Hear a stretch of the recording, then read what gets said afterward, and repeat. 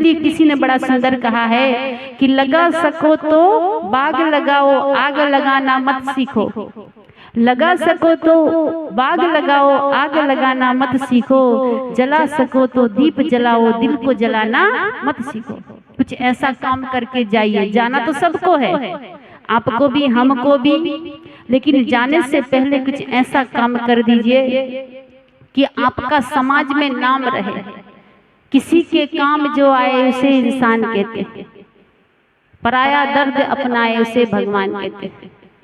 किसी के आप काम आ सके, और किसी के नहीं तो कम से कम अपनी फैमिली वालों के काम आ सके, नहीं पड़ोसी की आ सके तो अपनी ही घर के लोगों का, अपने घर के सदस्यों का काम आ सके।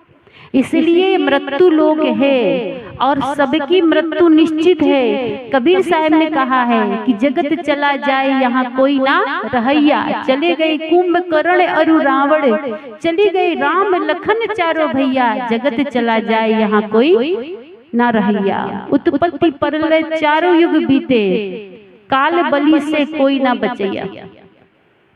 यहाँ पर जो भी आया अपना अपना पाठ अदा करके चला गया, और जाने के बाद में क्या जाता साथ में, तन यहीं जला दिया जाएगा, गड़ा दिया जाएगा और धन बंटवारा हो जाएगा। चार भाई हैं, आपस में बांट लेंगे जमीन घर। एक जगह की घटना बताते हैं, एक आदमी का शरीर छूट गया, मर गया। उसका 2 बेटा था, दोनों बेटों में झगड़ा शुरू हो गया कि बाप तो मर गया, बंटवारा करके नहीं मरा, तो हम लोग पहले बंटवारा कर लेते तब अंतिम संस्कार करेंगे। गांव वालों ने कहा लाश पड़ा हुआ है, कल से मरा हुआ है आदमी, पहले अंतिम संस्कार कर लीजिए, इसके बाद में बैठ के कोई दिन मीटिंग करके आराम से बांट गया। नहीं नहीं, इतना आदमी आया, पता नहीं कब इकट्ठा होगा, पहले बंटवारा और तब फिर अंतिम संस्कार। लोगों ने कहा इन मूर्खों से कौन जीतेगा, चलिए लाइए कागज पत्तर, देखते कितना जमीन जायदाद, मगर बंटवारा ही कर देते पहले। दोनों भाई का बंटवारा कर दिया। समाज वालों ने कहा कि जल्दी से बंटवारा होगा तो जल्दी अंतिम संस्कार होगा, तो जल्दी खाने को मिलेगा, भूखे प्यासे बैठे हुए हैं। सब जल्दी जल्दी न रहता है, मरने के बाद प्राण निकले कि जल्दी जल्दी गड्ढा खोदना शुरू, किसी को बोलना नहीं पड़ता, कुदाल लेके अपने से भिड़ जाता है। कोई रस्सी लाना शुरू कर देता, कोई बांस लाना शुरू, कोई कफन लाना, और सब धर बांध के ले जाके गंगा घाट में सोहा किए।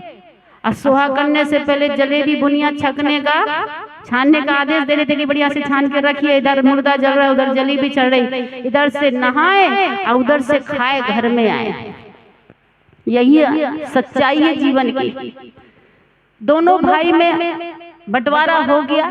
बड़ा भाई के तरफ 2 हाथ जमीन ज्यादा चली गई। पंचों ने फैसला किया जैसे भी किया होगा 2 हाथ जमीन, दरवाजा जो होता ना भाई के तरफ, बड़े भाई बेटा की तरफ ज्यादा चला गया। छोटा भाई 2 हाथ का बांस का डंडा लेके खड़ा हो गया, कहा बेईमान, टाटी इधर से नहीं लगेगी उधर से लगेगी, 2 हाथ जमीन इधर ज्यादा दबा रहा है, इधर से नहीं लगेगा टाटी, टाटी जब लगेगा उधर से लगेगा। बड़े ने कहा कि पंचों ने फैसला किया है टाटी इधरी से लगेगा, ये जमीन मेरी है। छोटे ने कहा नहीं, टेप में नाप के देखो जमीन बराबर बराबर इधर से आ रहा, ये हाथ 2 हाथ इधर ज्यादा घुस रहा, जमीन इधर से। और दोनों में झगड़ा शुरू। बड़ा ने कहा मेरी जमीन, ये जमीन मेरी है। दूसरे ने कहा नहीं ये जमीन मेरी है।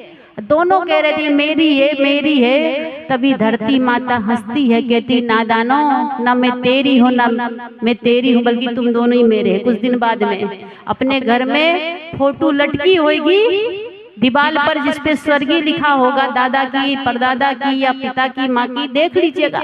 कुछ दिन बाद में हमारी भी फोटो ऐसी लटकने वाली है। ये पृथ्वी, ये जमीन, ये जायदाद किसी की नहीं होती, कुछ दिन यूज करने के लिए आपको मिला हुआ है। यूज कीजिए, बढ़िया से उपयोग कीजिए, खाइए पिए। मरने के बाद में परमात्मा भगवान ये नहीं पूछेगा कितनी संपत्ति छोड़ के आए, कितना बेटा बेटी छोड़ के आए। परमात्मा ये कहेगा कि 84 लाख योनि में सबसे श्रेष्ठ मानव तन आपको मैंने दिया, उसको आनंद से मौज मस्ती से जिए कि नहीं? क्या कहिएगा? सब दिन रोते ही रहे, शिकायत करते रहे? क्या आनंद से आप जी पा रहे हैं? क्या खुशी से जी पा रहे हैं? इतना अच्छा एक चीज देखिए, कभी शुगर की बीमारी कुत्ता को होती जी, डायबिटीज, कभी बीपी की बीमारी माल जाल को होती है। नहीं ना होती। आदमी जितना टेंशन में जीता है, डिप्रेशन में जीता है, 84 लाख योनि का कोई प्राणी भी इतना टेंशन में।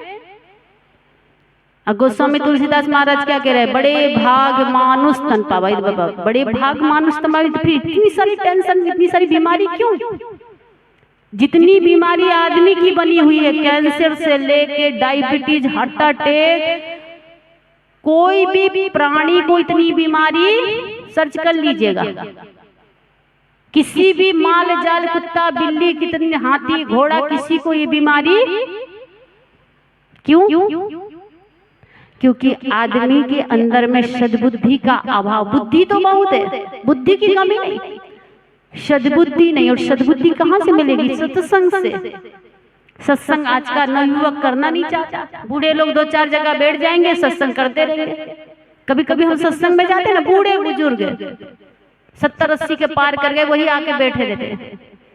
सदगुरु संत कहते हैं कि बचपना नादान है और बुढ़ापा लाचार है। बचपना नादान है, बुढ़ापा लाचार है, और जवानी में भक्ति ना किया तो जीवन। इसलिए कहा गया भजन करो मस्ती जवानी में, बुढ़ापा किसने देखा है। भजन करो मस्ती जवानी में, बुढ़ापा किसने देखा है। आंखों से अंधे हो जाओगे, दर्शन तुम कर नहीं पाओगे। दर्शन करो मस्ती जवानी में, बुढ़ापा किसी ने देखा है।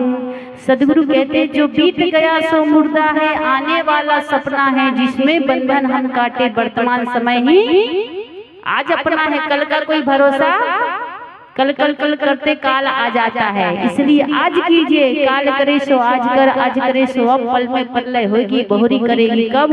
हम सब मानुष तन पाए हैं, सदगुरु माए पाए हैं, तो भौतिक धन खूब कमाइए, उसके लिए कोई रोक टोक नहीं है, पर थोड़ा थोड़ा कहा गया ना कि मुक्ति का कोई तू जतन कर ले रे, मुक्ति का प्राणी तू जतन कर ले रे। रोज थोड़ा थोड़ा प्रभु का भजन कर ले, रोज थोड़ा थोड़ा हरि का भजन कर ले।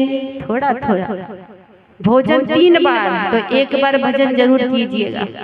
और 1 बार भजन नहीं किए, सुबह शाम ध्यान नहीं किए, फिर 84 आपके 84 का चक्कर फिर पड़ा हुआ है।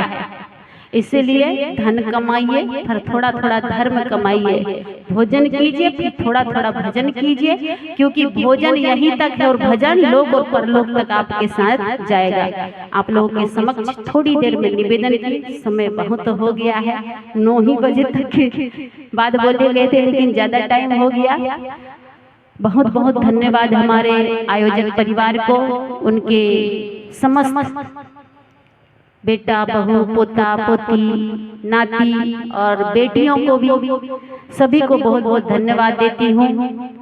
बहुत बहुत आशीर्वाद है, इतना सुंदर उन्होंने सत्संग का कार्यक्रम रखा, मुझे सेवा का मौका दिया। कोई भी व्यक्ति अगर चाहता है हमारा कार्यक्रम लेने के लिए, तो YouTube में मेरा नंबर है 8085447716। वैसे मेरा कई चैनल में कार्य प्रोग्राम चलता है, YouTube में लगभग 10-15 यूट्यूबर हैं, प्रवचन डाल दिए हैं, तो उनका नंबर डाला हुआ है, मेरा नंबर नहीं है। मेरा नंबर लास्ट में 16 है। इसलिए कई बार होता है यूट्यूबर को फोन लग जाता है, उठाता तो कहते हैं हमको नहीं पता, नंबर नहीं दे पाते। इसलिए मुझे फोन करना है किसी भी उपलक्ष्य में, चाहे वो संत मत का है, कबीर मत का हो, चाहे कोई मत का ना हो, सब में जाती हूँ मैं। कई बार आज समाज में एक बीमारी चली है, एक दूसरे के मत वाले को देख के एक दूसरे का नाक भौं सिकोड़ते रहते हैं। 36 का आंकड़ा, वो संत मत का, ये कबीर मत का, ये है वो है। ज्ञान का, सत्संग का कोई मत नहीं होता। पानी का कौन मत होता है, हवा का कौन मत होता है, दाल चावल का कौन मत होता है। जब भूख लगी तो खा लीजिए। जब स्कूल में जाते हैं तो मास्टर से पूछते हैं कि मास्टर साहब कौन धर्म के, कौन जाति के, हिंदू हो कि मुसलमान हो, पूछते हैं? नहीं, हम उस समय सोचते हैं कि गुरु जी हमको पढ़ना, हमको पास होना है। डॉक्टर के पास जाते हैं तो वहां भी नहीं पूछते हैं, हम सोचते बस इलाज हो जाए, हम ठीक हो जाए, चाहे वो मुसलमान हो, हिंदू हो, चाहे कबीर मत का हो, चाहे संत मत का, कोनो मत का ना हो, वो चाहे मांस मछली खाने वाला, उसको उससे कोई मतलब नहीं होता, हमको बीमारी से मतलब होता है। इसी प्रकार हम सत्संग से मतलब रखें, मत पंथ में ना उलझे। बहुत आदमी के मन में होता है ये मत वो मत वो, नहीं, सत्संग से मतलब लीजिए। सब मत में जहाँ भी सत्संग हो रहा, जाइए, बैठिए, सार को ग्रहण कीजिए। जैसे सूप होता ना, सार को ले लेता है और भूसा को उड़ा देता, सूप में लोग ढूंढते हैं। और कुछ लोग ऐसे होते चलने की तरह, सार को गिरा देंगे, आटा जैसे छानते ना तो अच्छा अच्छा गिर जाता है, ऊपर चौकर रह जाता है। तो चलने की तरह सत्संग में मत बैठिए। कौन कौन बुराई थी वहां मंच में, वो बुराई मत देखिए। सूप की तरह सार जो अच्छाई थी उसे ले लीजिए, अपने जीवन का कल्याण कीजिए, यही मानव का धर्म है। मैं अपनी वाणी को विराम देती हूँ। अगर कुछ त्रुटि हो गई हो तो बच्ची समझकर माफ कर दीजिएगा। अच्छा लगा हो तो जीवन में उतारने का प्रयास कीजिएगा। बोलिए सद्गुरुदेव की।